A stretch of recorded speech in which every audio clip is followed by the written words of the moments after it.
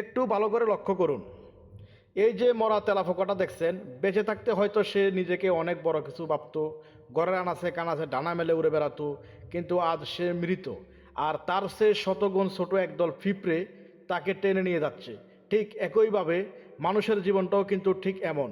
আমরা কত অহংকার করি, রূপের অহংকার করি, টাকার অহংকার করি, ক্ষমতার অহংকার করি, কত মানুষকে আমরা আমাদের চেয়ে ছোট মনে করি, তুচ্ছ তাচ্ছিল্য করে। কিন্তু একবার ভেবে দেখছেন যে দিন আমাদের এই দুই চোখ চিরদিনের জন্য বন্ধ হয়ে যাবে, সেদিন আমাদের এই প্রিয় দেহটাও এই পিঁপড়েরা এভাবে খুবলে খুবলে খাবে।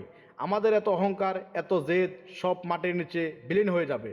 আজ যে মানুষটাকে আপনি আপনার চেয়ে ছোট ভাবছেন, কাল হয়তো আপনার মৃত দেহটা কবরে নামানোর জন্য সেই মানুষটাকেই প্রয়োজন পড়বে। দুনিয়ায় কোনো অহংকার করা করা যাবে না, এবং এই অহংকার কখনো কবরে যাবে না। আল্লাহর এই ছোট সৃষ্টি থেকে আসুন আমরা শিক্ষা নেই। আল্লাহ